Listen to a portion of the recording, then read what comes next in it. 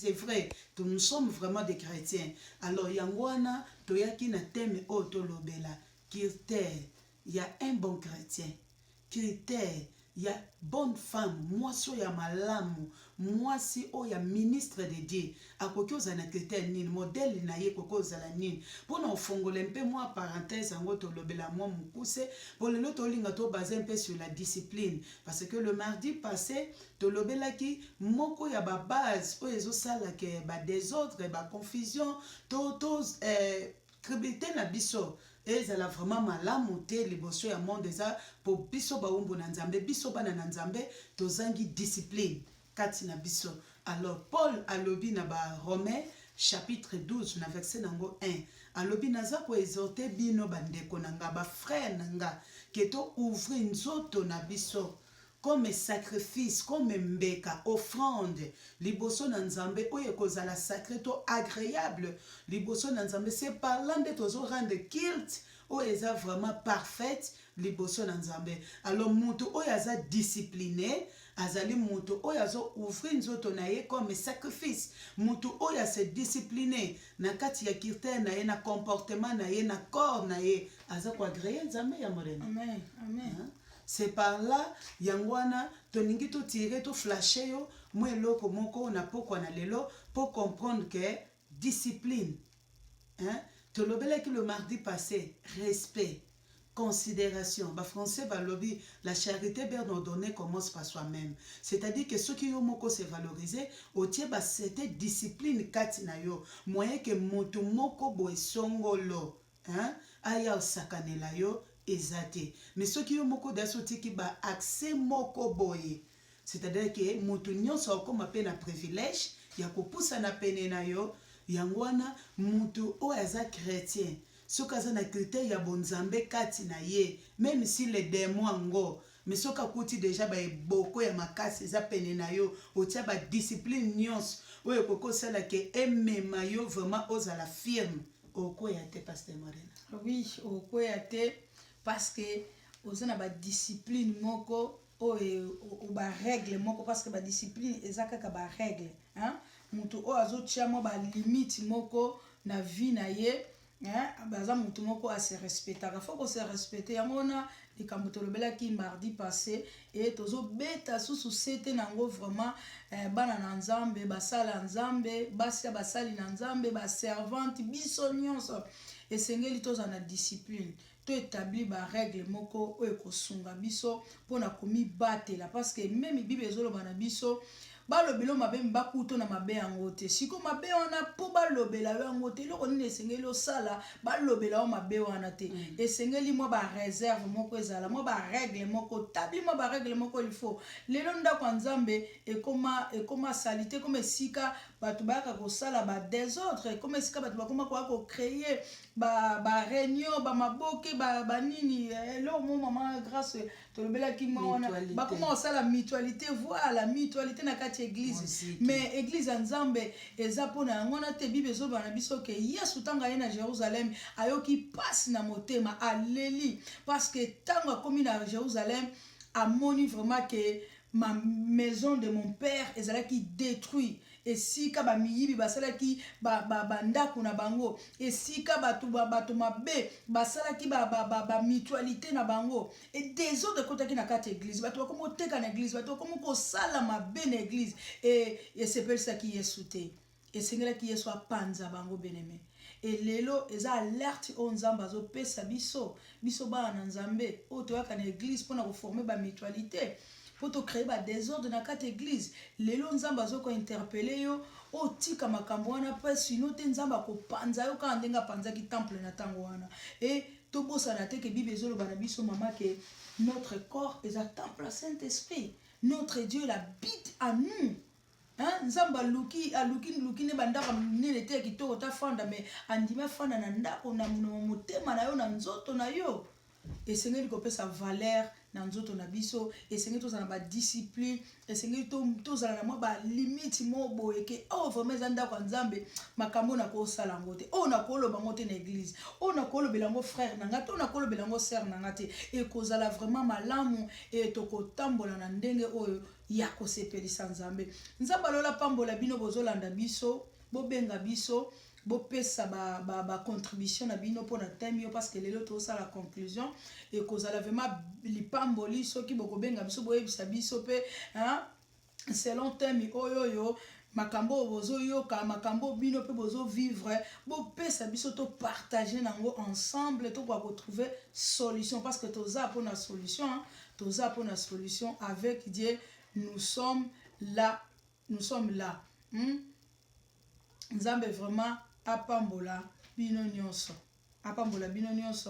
bozala toujours branché, connecté vraiment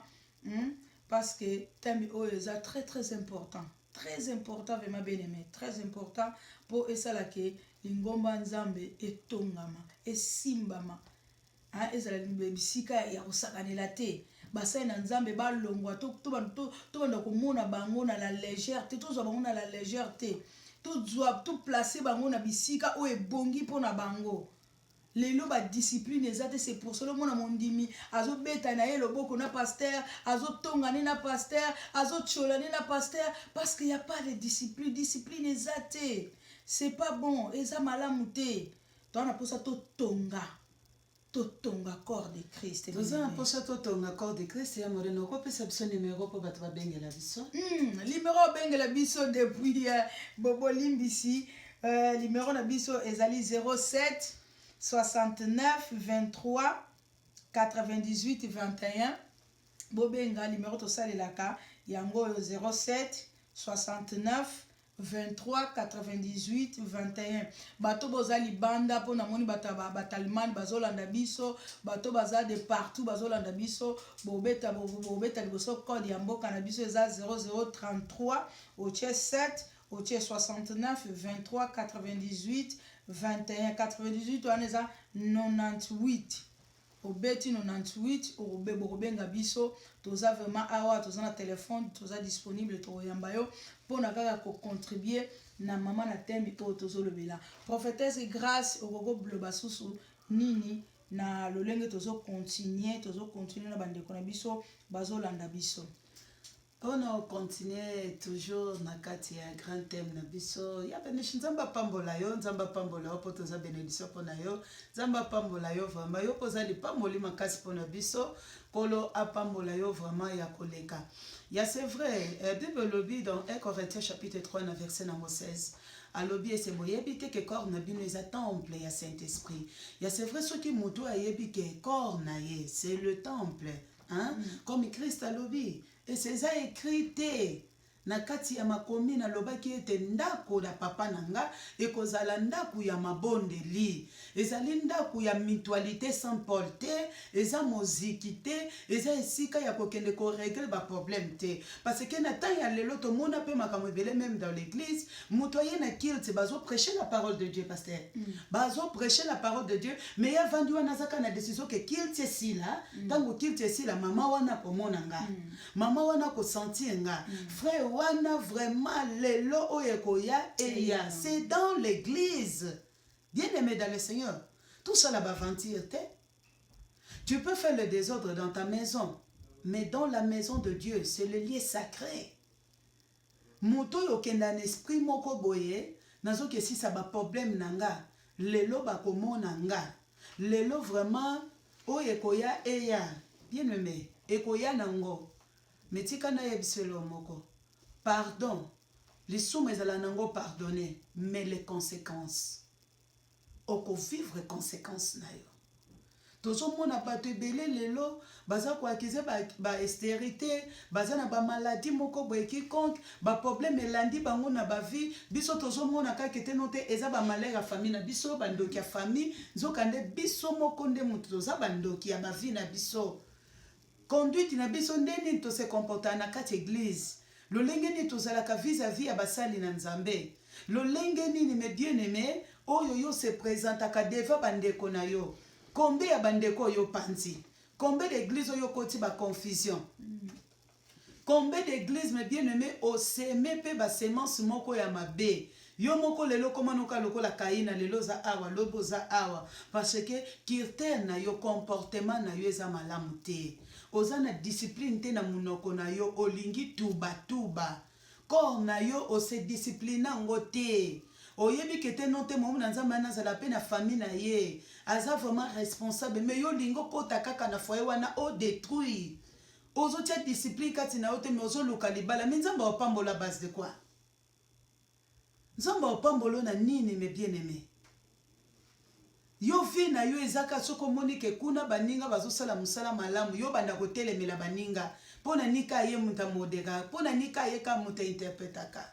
eza baréalité oyo tovivre lelo yango wana toza na posa ya ide na yo participation na yo olobela biso peut-être mpe so leka mpe na réalité moko lelo mpe ezongisa yo na nsima olobela biso peut-être mpe oviva ngo mpe na ndeko moko emso na église songolo mpe oranda mpe visite toza na posa ke totikalaka na se ya ignorance te mais tobima na sa ignorance tokota dans la lumière de la parole parce que bible ezoloba na livre ya 2 Corinthiens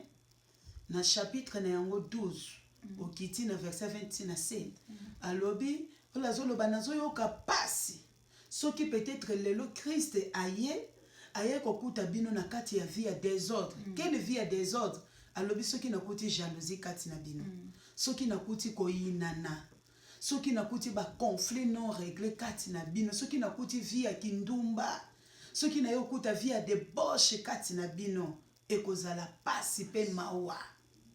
mais sengwe kozala ke na parole ya enseignement o bino boyokaki toya kokuta misala na yango kati na bino mais c'est lelo pasteur mona na yebite soki Christ aye akuta biso ndeni mama eza motuna oyo esengeli biso bana nzambe esika toza tomitunaka tosepozaka vraiment question oyo lelo soki yesu aye nga nakutama wapi bato ebele baza na baconflit kati na bango entre les frères et sœurs bayokanaka te balobanaka te balobananga boye bible elobi eloko ezobetisa motu libaku loboko ezokumanga na libaku nakata yango mama bakata yango ndenge yo kateli est-ce que bakata yango ndenge yo kateli yango na kienemi yo kateli yango na baconflit yo kateli yango na ndenge oyo ezomema kozanga boyokani na kati ya famille wana siko ozo créer nini ozo créer haine na motema na yo lelo soki yesu aye bien-aimé okutama wapi et puis amare na obakisate soki tozongi même na les écritures na livre ya Jean chapitre 4 na premier verset na ntina c'est totala lisolo ya femme samaritaine à Christ yo moto yo sengo mai nous sommes des chrétiens non moto sengi yo ka mai kabela ka mai mais yo ka dia maloba yo juif nga mo samaria nga na bino to yo kana kati au mona bana Christ vous appelle na bana kuna ya nyoy mole bayokana kate oh kuna biso mais makambo ngo femme samaritaine azoloba yaya eza makambo c'est l'équipe déjà kala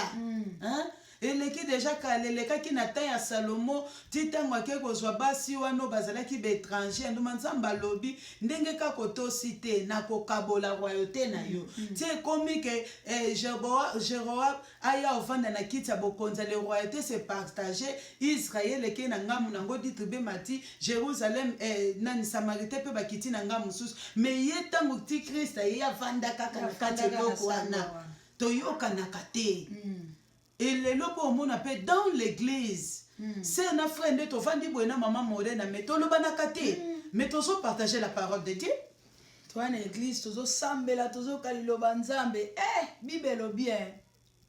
nzambe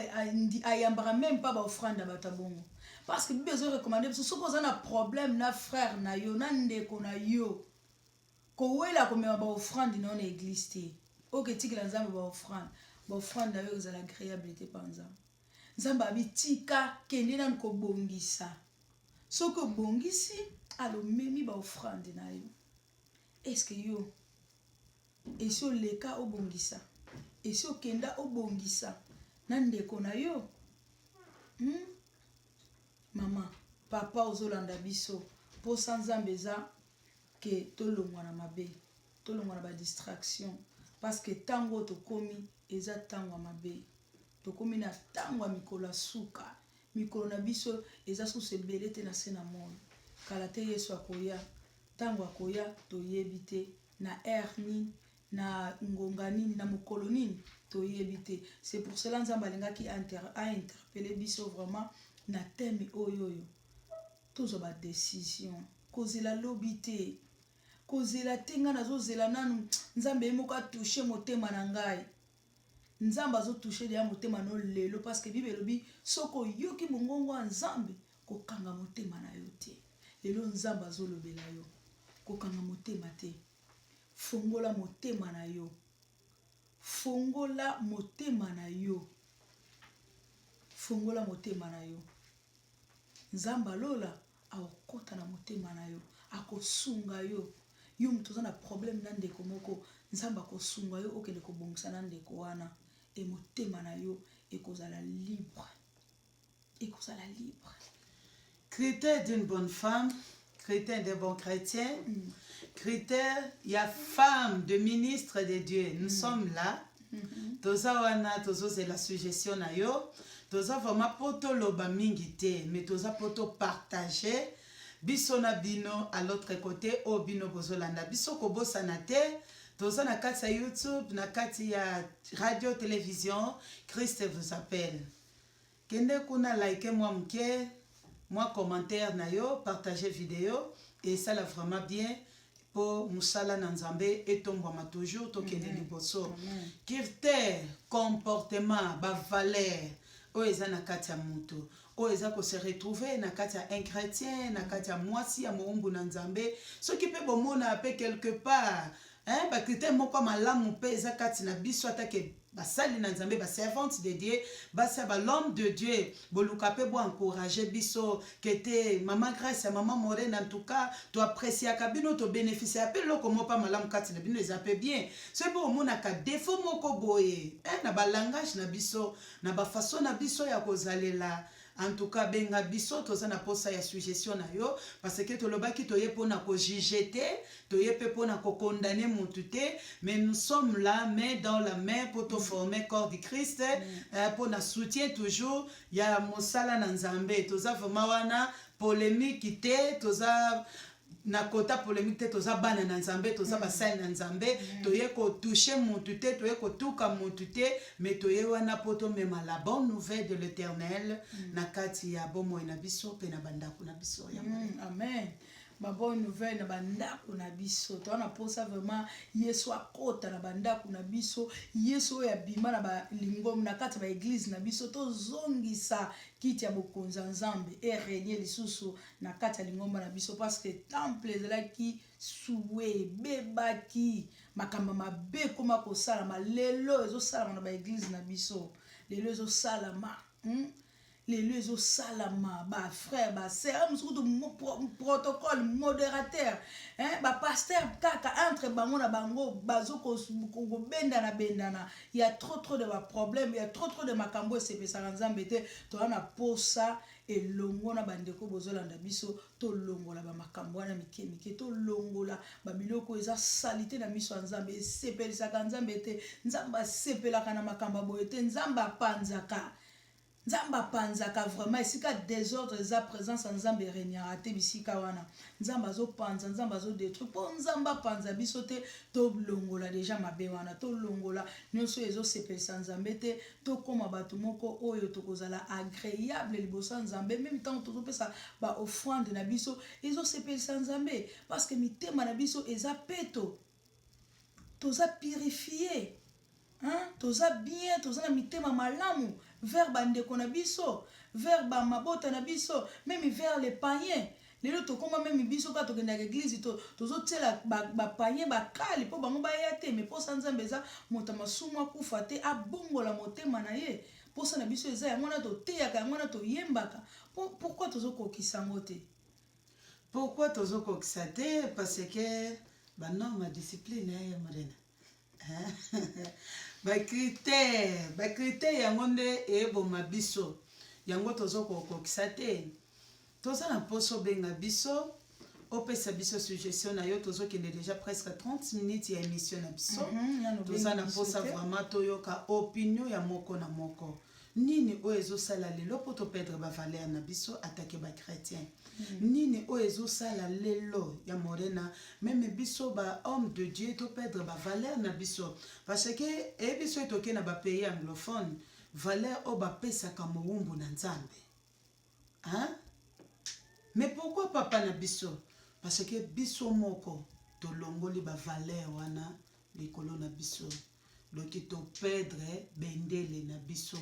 toperdre kibilité na biso de kibilité wana ezaki kati na biso tolongoli yango bavaler na biso tolongoli elamba ya gloire tozolatisama na kazaka ya basali kazaka oyo esengelaki mpona biso te nzambe sa honore biso me biso moko tozolongola yango tozongaka na temps ya joseph na kati ya ndako ya potifar alors ezosenga fo tolata elamba wana oyo ya gloire mpo tolata elamba wana gloire ezodépendre kirtel nini oyo biso toza nango oyo ndenge paul alobi to ouvrir bacor na biso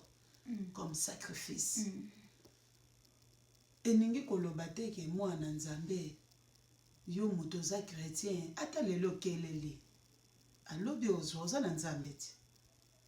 sikoso elelo ya moreno ozangi elamba ozangi olia yango esalaka odetourne monde